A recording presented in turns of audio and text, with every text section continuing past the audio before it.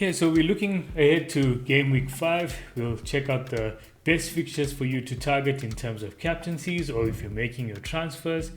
So, Greg, what do you make of this year? I know we've been talking about your predictive models and stuff in the last episode, but now we're going to be putting it to the test over here. Eh?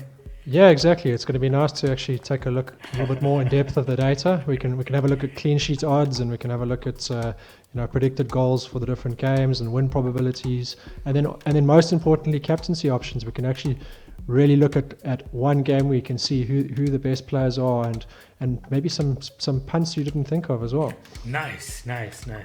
So let's kick it off with a Friday deadline. I don't know why it is. I just like Friday deadlines. I feel having that earlier deadline gives me less time to think, which means that and there's football to watch on a Friday, which is nice. Yeah. Which is awesome. And it's actually a nice fixture to kick off with: Newcastle versus Leeds, the two teams with the most kamikaze defenders at the moment, which hopefully does give points on both ends. Yeah. Now, looking at your models over here, Bamford rates quite highly in this one over here. I know that Willock, Wilson, they also come up quite high as well, if I'm not mistaken. What do you make of this of this fixture? You expect it to be a high-scoring game? Yeah, I think it will be high scoring. I've got Newcastle and Leeds at 1.5 goals each, which is relatively high. So I think the maximum I've got for this whole game week is Liverpool and City at 2.2. So it means that there will be goals. You can also see that the game is very even. It's 51-49 favouring Newcastle in terms of win probability. Is that just because of home advantage or something like that? Yeah, I think home advantage plays a toll to it. But I think Leeds have been very leaky. Newcastle are actually quite clinical when it comes to scoring goals. Yeah, that is true. They've got some very good players. Wilson, we'll see if he's injured. I think that'll be a huge blow to them, and perhaps maybe the deciding factor on the night. But I still like Danny Willock had an incredible season last season, and I think it's a chance for him maybe to come through and show his chops at 6 million. Yeah, one of my favorite transfers of last season was Willock towards the right at the end. Yeah. He just banged and he was an absolute legend differential for me. So yeah, I'll be looking out for him as well, because I'd like to get him back if the numbers look good there as well.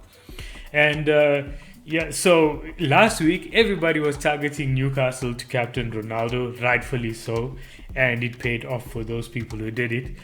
Any chance here of a captaincy if a completely left field option to captain a Leeds well, both defenses are so poor, so if you had a Wilson in your team who's playing, or Bamford on the other side, any possibility of that happening?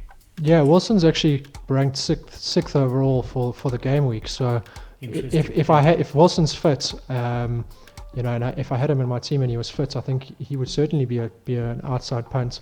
Bamford's much lower down; he's in 17th. So I think it favours the Newcastle guys with the Leeds defence being so poor at the moment. Yeah, interesting one over there. And I suppose defenders, we won't even talk about them in this game over here, because both teams have been just so bad defensively. Exactly. And next up is Wolves and Brentford, who are XG United versus Brentford. So what do we make of them here? I mean, we did speak of them during the last episode. I was talking about, we spoke about in detail about Raul Jimenez. We've spoken about Saez.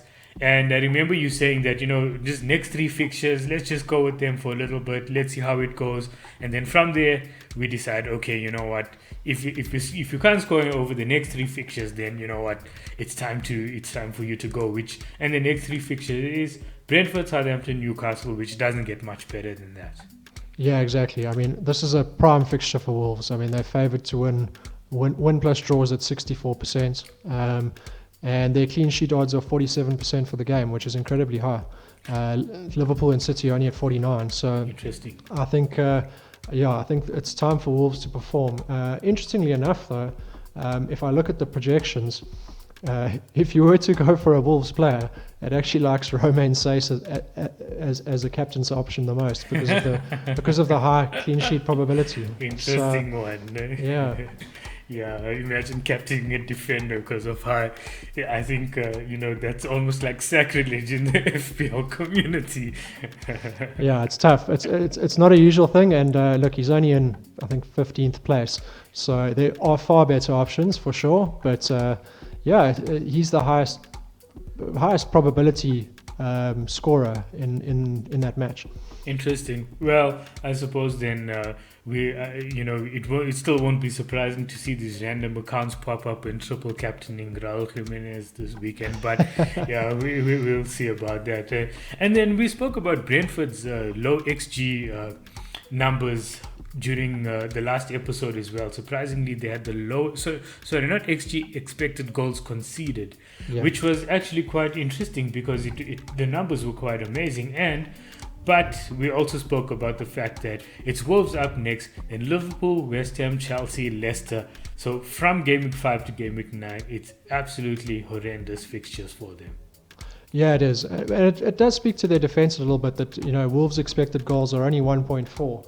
And Wolves are the third highest odds to win this week. But they're in terms of goals, expected goals, it's much lower than that. So it does speak a little bit towards Brentford's defence, but unfortunately, Brentford's scoring ability and Wolves' defence sort of all outweigh that. So I would expect a relatively low scoring game. Unfortunately for me, as a double Wolves attacking owner, but I think this is one of the games that's going to possibly see the fewest goals. Interesting, yeah. And so funny enough, just looking at Brentford over here, Game Week 10, 11 and 12, they got Burnley, Norwich, Newcastle. But then after that, it goes a bit bad again. But if you really want a future plan, at Game Week 25, they've got like Crystal Palace, Arsenal, Newcastle, Norwich, Burnley. So maybe you can just play your wild card in 24, then second wild card. Exactly. Yeah. All right. And then the next game is, potential relegation 6 points a year, Burnley versus Arsenal. So Burnley have been so poor. I think now the whole, the mysteriousness around their defense of saying it's a difficult defensive fixture, that's gone out of the window now. We don't care about that much anymore. And Arsenal, well, they came away with the win against Norwich last week. What do you make of this game, yeah? Well, we spoke last week and said that Arsenal have to prove themselves now, and look, they got a 1-0 victory last week. It wasn't anything special, but he has another opportunity to possibly put some players on our radar. Pepe is popping up a lot on my model, and if you start to get some trust for Arsenal again, then possibly he becomes an option. So yeah. And especially with the price drops that have happened for virtually all of their players, but especially the two that I'm looking at is Emile Smith-Rowe and Bukayo Saka. I think they're so cheap at the moment. They've both dropped like by 0.2 or 0.3 from the original prices. So there might be some bargains to be had over there as budget enablers as well. Yeah, exactly. I mean, I think until they start performing, you've just got so many other better ones at the moment. I'd certainly go Gray from Everton over any of those two, and then I'd rather pay a little bit more for Pepe if I was forced to. But yeah, I think Arsenal, you just as you said, it almost seems like they're still in that relegation battle zone at the moment. So we have to. I mean, they even scraped a win against Norwich. Just imagine. Yeah, exactly. No, exactly. I think nothing changes on our outlook with Arsenal specifically, I suppose. Yeah, I think both teams, Arsenal and Burnley, are just pretty much avoids at the moment. They're just other players from other teams. Actually, there's one player that I wanted to talk about is Ramsdale. He's 4.5. Yeah. And a 4.5 million goalkeeper at Arsenal is quite a bit of, I'd say, FPL gold, if you want to call it that, over there. What do you make of that? Do you think it might be worth to have a look at him at some point in time? Look, I mean, the worst thing that can happen in the world is you pick a goalkeeper and then he doesn't play. It's and one then of those. Burnt Leno there as well. Yeah. And the thing is, it's one of those things where, you know, of all the positions in your team, your goalkeeper is the one that you really don't want to make any transfers for. You want to find it because the incremental gain from a goalkeeper is just so small. You want to find a 4.5 or a 5 million goalkeeper, and you want to put them in your team, and you want to have them in for 20 weeks and not worry about them until you basically click the wildcard button, and then you can choose the best keeper for the second half of the season. So I would avoid just because of that rotation risk and Arsenal being so poor at the moment. Yeah, no, definitely. I think that was more or less my thoughts on it as well, because last season I played my wildcard around Gameweek 31 or 32, and then I brought in Burnt Leno into my team, and he kept a clean sheet the first game, and they had a good run of fixtures because I think they actually finished the season off quite well, if I'm not mistaken. And then Matt Ryan played one game, and then it was such a mess. And then it was, and by then, like I said, it was the last wild card, and it was past game 30. And then you're like virtually playing without a keeper after that, you know. Yeah, it's just points that it's just such frustrating points to lose as well. Exactly, yeah. And then next up is Liverpool versus Crystal Palace, which I'm sure is quite high up the list for potential captaincy options over there, considering that Liverpool have had quite a good record against Palace at home. I suppose we're not expecting another 7-0 like last season, right? They look a little bit better this season. So what you make of this fixture, yeah? Yeah, Palace have looked better, but Liverpool have also looked better. And I think, I mean, it's the highest predicted goals for any team this week. Just over 2.2 goals for Liverpool. So, and a clean sheet probability of 49%, which is very, very high. I think the highest for the entire season remaining is 55%. So it's incredibly high. I think your captain options definitely come from Liverpool. If you don't have Salah, then you should probably just go to your FPL website and delete your team, because he is by and far the FPL king. The FPL king at the moment. And we spoke in the last episode about the 3 premiums, and we've got to choose 2. I think it's more a case of you have Salah, and then which one of Ronaldo and Lukaku are you going to choose? He's just too good, and his stats are too good, and he outperforms his stats, and he really is incredible. And I think if you're not going to go him, maybe sort of the punt that you could go for is Mane. If even with his poor finishing, Mane is up in second on my model, which does take some of the delta into consideration. So if Mane's finishing starts to improve, I wouldn't be surprised to see a Mane hat-trick at the weekend. Interesting, yeah, and especially since he got into some good scoring positions, but just wasted so many chances against Leeds. Yeah, exactly, and he's the kind of player. I mean, he scored towards the end of the game, and he is that kind of player who just needs to get the goal. And I think if he can get a goal early in the game, then you're really in the mix. And I suppose that whole performance as well is typical of Liverpool, where Salah can kind of feed off scraps and score goals, even from and vastly outperform his XG most times. Whereas like you look at Mane, you probably look at him and think, okay, especially since last season, he needs a few more chances to score. Yeah, I mean, last season, he had a very, very poor season in my mind as a Liverpool fan, and his delta wasn't as bad as I thought. It was at 88%, so he was underperforming his expected stats, but not by a mile, So he just wasn't getting into good enough positions to even take shots. I think he was. I think the key to the guys that really perform at that sort of price point is that they all outperform their XG quite considerably. So if you start to add 50% performance onto his stats from last season, he becomes an absolute almost no-brain option. So I think you've got to watch him this season. If he does start converting his chances, he could potentially become one of those players that you can't go without. So you have an 11.9 million differential, which is quite interesting. It sounds ridiculous, but yes. Yeah, nah, it's. I remember towards the ending of last season when people were getting money into their teams as a differential, and it was so weird, but it actually made perfect sense because he finished off the season so well. Exactly. Yeah.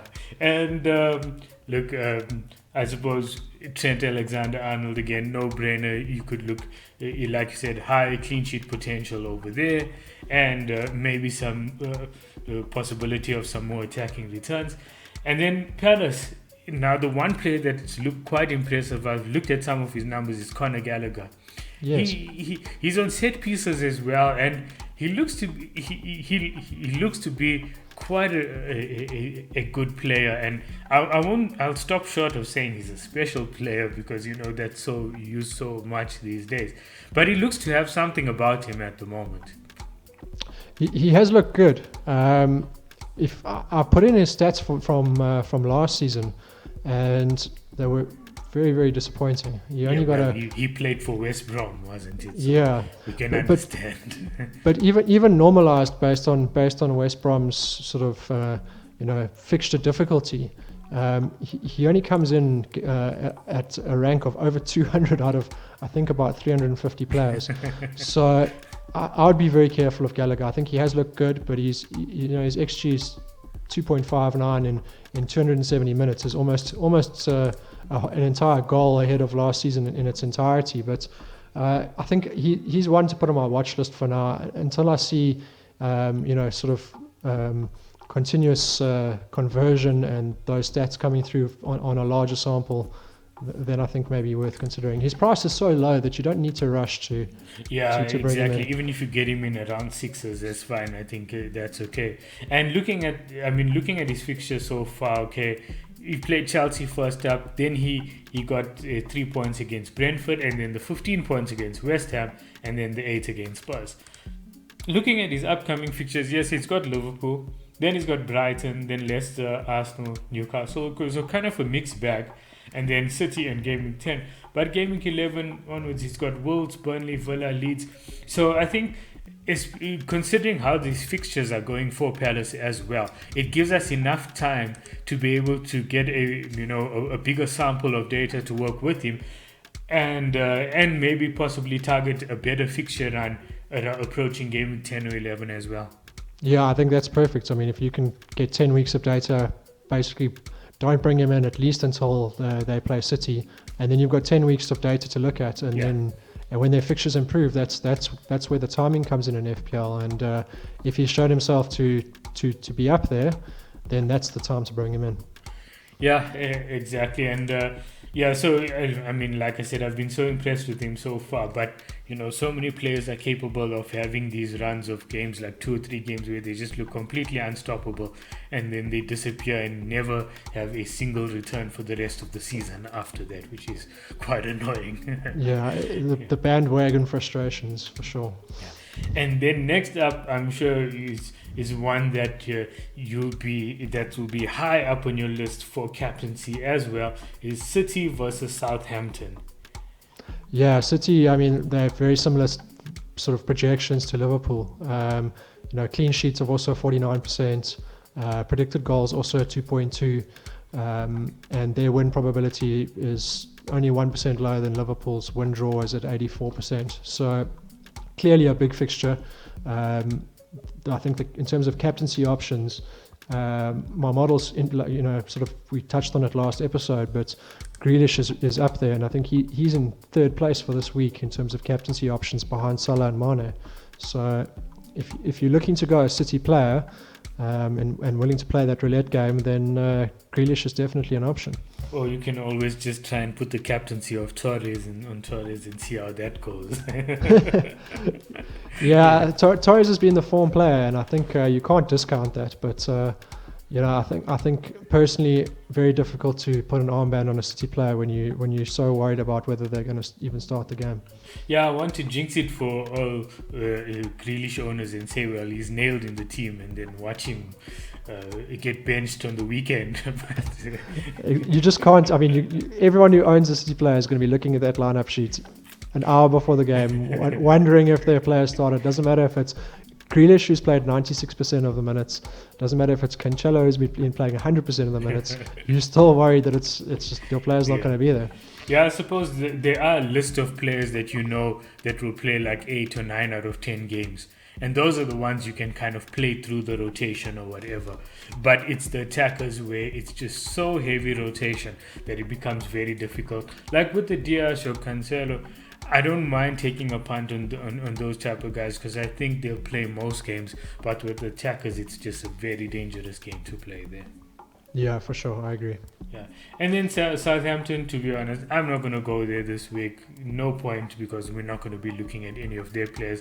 I know last week we spoke about Adam Armstrong as a possible budget enabler.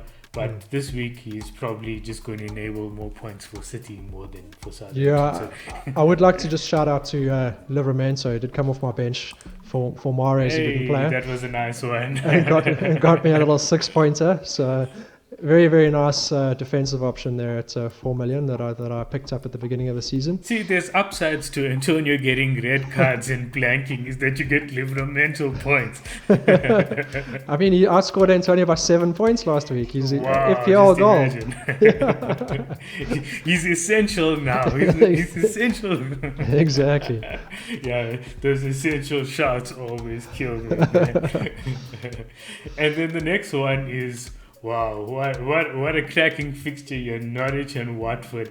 Do I even have to talk about this one, man? Watford just do my head in every time. It's like, I've had Bachmann since the beginning of the season, right? Yeah. And at one point, I just checked the FPL Gameweek website, and it showed that he was sitting on 10 points.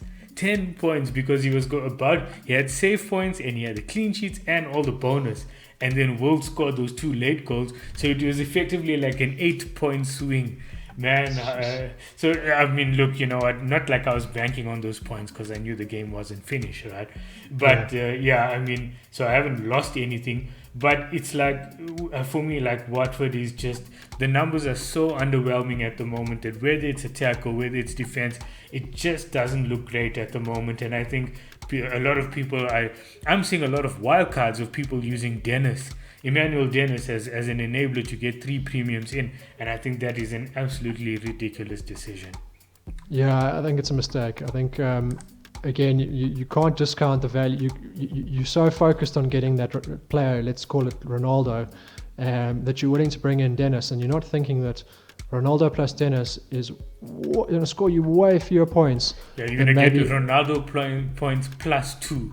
Yeah. And which makes no sense if Ronaldo gets 13 and then Emmanuel Dennis gets 2. And whereas like if you have 2 mid-range strikers like Calvert-Lewin and Bamford both return, then you have 8 and 8, which is 16 points anyway. Yeah, I mean, I just think that you're going to get a lot more consistency out of option number 2. And you're also going to have the ability when they both do really well to have massive game weeks. Whereas you're so limited when you've got, like you said last week, Ronaldo got an absolute cracker, 13 points, but your combined output for those 2 is only 15. So it really gives you a low ceiling, and you think you're actually giving your high season. It's a bit counterintuitive, but it's actually far better to go for the cheaper players that still have the ability to score a lot of points. I mean, you can go Grealish plus another really good midfielder, for instance, or Grealish plus a striker. And you have a balanced team. Yeah, or there's just so many better options. Like, we're talking about the combinations, and I just did the calculations, and I saw that, okay, obviously I had Salah and I captained him, and that was fine. And I looked at it and I said, okay, if, for example, let's say I didn't bring in Raul Jimenez and I got in, Ronaldo instead, that would have been a substantial difference. It's a 12-point swing, right? So, look, I'm not going to discount that part there specifically. But for the people who did own like Salah and Ronaldo as well, even in terms of captaincy, though, captaining Ronaldo was effectively just a 5-point extra, so it's not like you're this massively substantial points differences anyway. And I think people fall into the trap of really overthinking or overstating the importance of the premiums as well. Yeah, I think the biggest value for the premiums is the captaincy potential. So you want to have, like we spoke about, probably 2 of them, so that you can always have a captain, a premium captain option when the fixtures are really good, because those double points, they do make a difference when when let's say Liverpool are playing City, and then you get to captain like a Lukaku against a really bottom of the range team. So they're going to be those fixtures where it makes sense. But other than that, if you're not captaining them, there's not a heck of a lot of value on a long-term basis. There is a lot of value in the short term. Yeah, exactly, and that's why, like, even now as part of my wildcard as well, I'm kind of debating whether I go with Ronaldo for 2 weeks and then move onto Lukaku, but then that means I've effectively booked a transfer, or just go through with Lukaku and push through those 2 weeks so that I don't like book transfers over the next 2 weeks. But and then it also comes down to captaincy. Okay, well, if I do have Ronaldo in my team, yes, we know that over the next 2 game weeks he has much better fixtures than Lukaku. But will I actually captain him over, say, Salah? And I think that's where I'll need to also differentiate to decide what I'm going to do with those 2 players. Yeah, I agree. Yeah, and then the next up is Villa and Everton. So Villa have been so underwhelming this season. I think they're probably feeling they're missing the presence of Grealish in there. They maybe with all the new players that they've got in, maybe the team is just not as cohesive as it was previously, trying to bed in so many new players. But yeah, defensively they're not looking that great. Attacking, they don't look that cohesive. Are they like kind of in a void at the moment, or are you looking to say, okay, maybe from, I think, is it if I remember from what did I say, from Gameweek 8, like next 3 fixtures, Everton, United, Spurs, but then after that from Gameweek 8 to go Wolves, Arsenal, West Ham, Southampton, Brighton, Crystal Palace. Do you possibly look at them from Gameweek 8 onwards? Yeah, I think they're an option to jump back onto. At the moment, let's get some more data from these games. They've got Everton, as you said, Everton, United, and then Spurs, which are all tough fixtures. And at the moment, I don't think you really want to be owning any Villa players. So I think just steer clear for the moment. And then if they start performing, we can jump back on, whether it's game week 8 or game week 11. There'll be opportunities there to maybe look at Ings again. Yeah, so I would jump back on Villa probably around game week 8 or game week 11 if you want to give it a little bit more time. But interestingly enough, there are not a lot of Villa players with great stats. It really shows the impact that Grealish had, how good his stats were last season. So I think you're going to struggle to find out-and-out options other than probably Ings. Yeah, and Watkins as well last season, though he scored quite a few goals, it kind of all came in clusters. He wasn't necessarily. You need to have patience with him, and his finishing just wasn't that great either.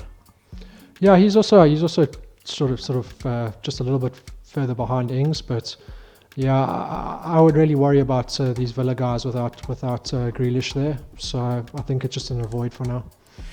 Interesting. And Everton. So first of all, commiserations if you an Antonio owner and a Calvert-Lewin owner, and if you somehow had Son in your team and Dyer, you're probably wildcarding if you didn't already wildcard the previous week or whatever. Yeah. That must be an absolute mess to deal with. But the one player that we've been speaking about now, looking at Everton's defense, they still don't seem that great. They're not bad, but they always seem to be conceding like that one goal all the time, which is quite frustrating from an FPL perspective.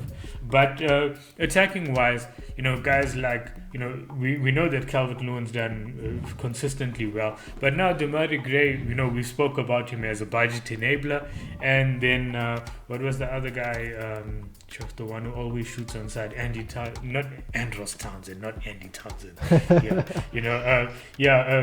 So I suppose they have a few budget enablers, but the one that we want to talk about is Demarai Gray. So you said that he's also came up quite high on your ratings as well. So in terms of the budget options, does he rate better than Conor Gallagher, for example? Yeah, he's far better than Gallagher.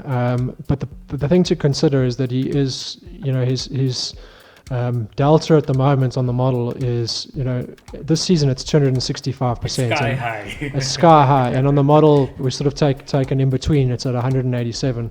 So even that, I think, I'm going to have to maybe do some modeling changes just to really get rid of the outliers. But I think he's the best Everton option at the moment. And I think if you're going to go Everton option, I think go Gray. I think in terms of forwards, they're better guys, I think, than Calvert-Lewin, to be honest.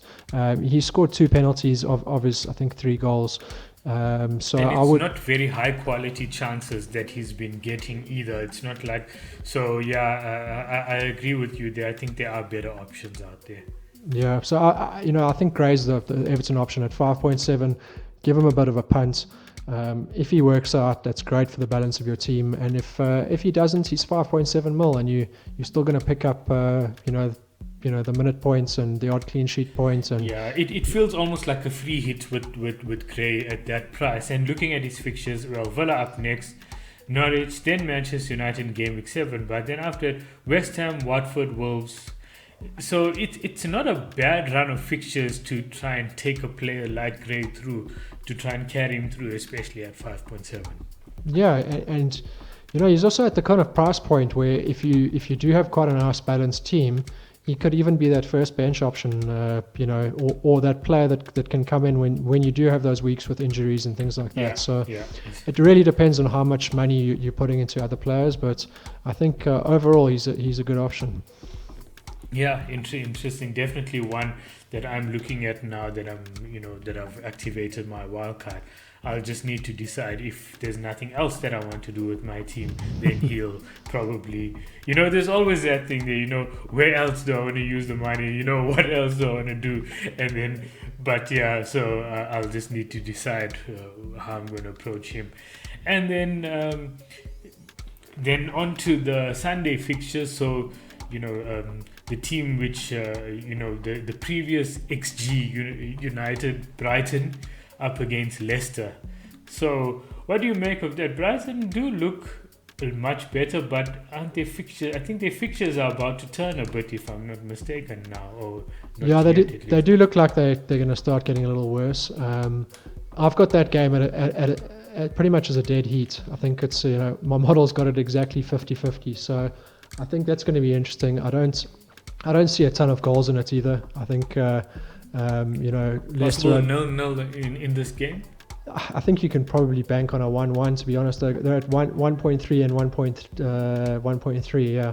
So their clean sheet odds are, what have we got here? Brighton at 29% and Leicester also at 29%. So they're pretty similar. There's absolutely none of the indicators to split them. So you're saying that if you really want to be frustrated, have a defender from each team and then watch the clean sheets get wiped out on both sides.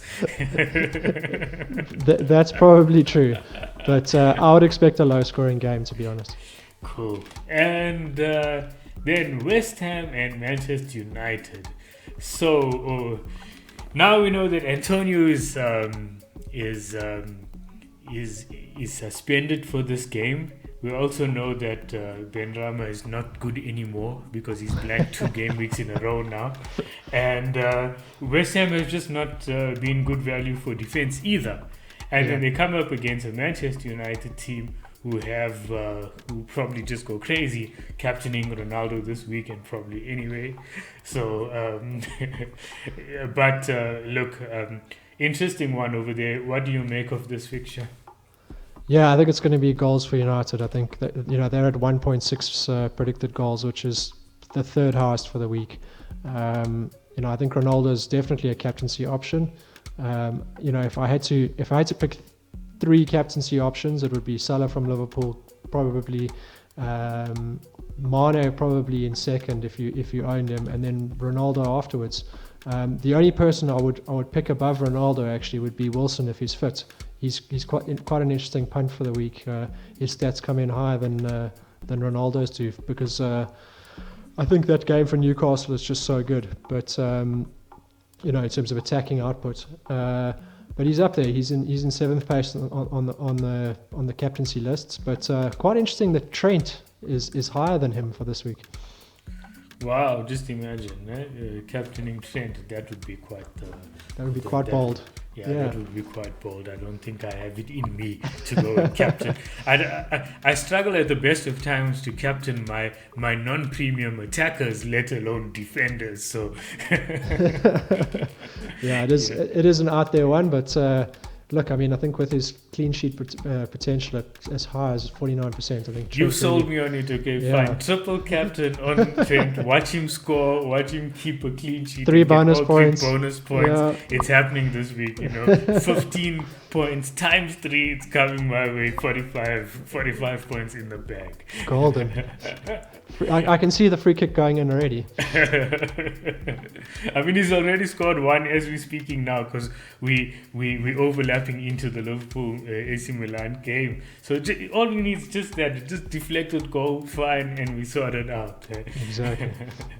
And then last fixture, probably the big one of the weekend, is Spurs and Chelsea.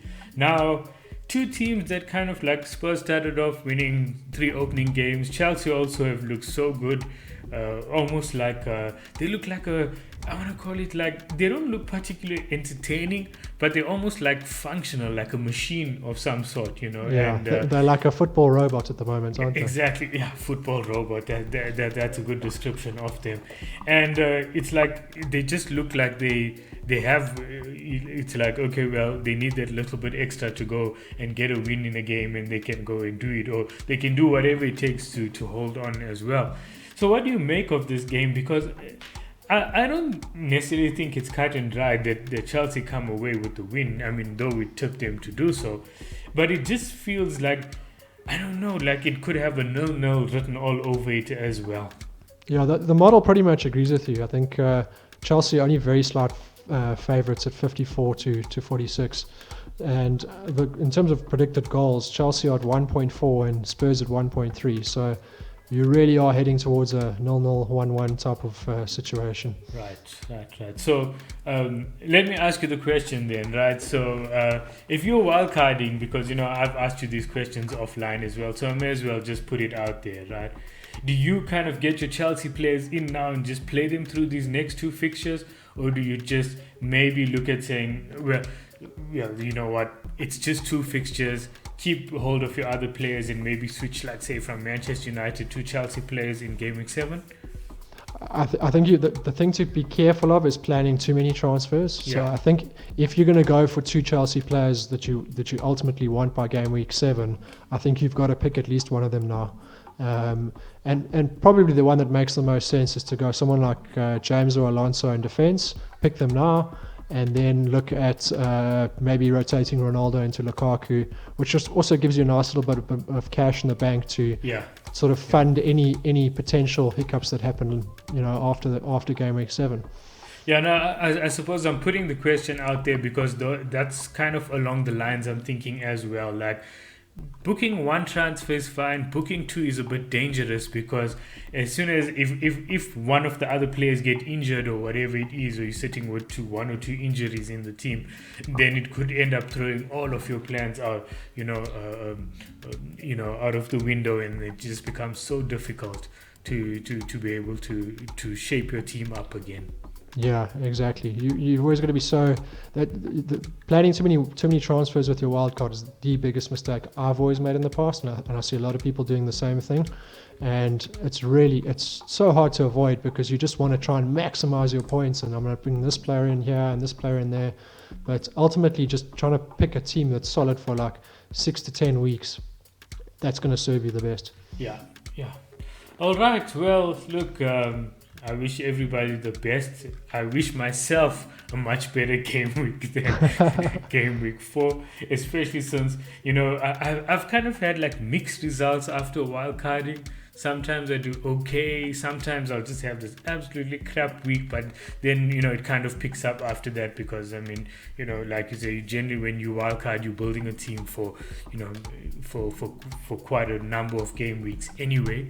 Yeah. And also, to be fair, I am kind of a fan of wildcarding around this time, especially after the the transfer window closes and the international break. I think I may have spoken about this before because, now we have a full picture of who the players are, what their prices are. In this case, we were even fortunate enough to get 2 new premiums into the game as well, which is probably an added bonus. And we also know how much have teams changed, the tactics around them, which bandwagons to jump on and so on. And that's why I like to play the wildcard within like the first 5, 6, 7 game weeks. And I feel like for my case, I won't have much of a team going 5 as it stands. But it's going to be interesting to see how the next few game weeks shape up. And then maybe we can just come, but like I said, looking at it now, I've kind of just reassessed and I felt, you know what, I think it's time for me to just refresh my team up a little bit. And and I think the main thing for me was just getting my team structure right, and then I'll take it from there. Yeah, good luck with that. It's going to be, it's always tough to get that structure and that balance right, but hopefully you get it all right and the week pays off. Yeah, and if that doesn't work, then just before the deadline on Friday, I'll just go with 3 premiums and and unbalance my squad again. Just triple captain Trent and you'll be fine. I'll go with 3 premiums and I'll triple captain Trent. Then that's 100 points loading right there.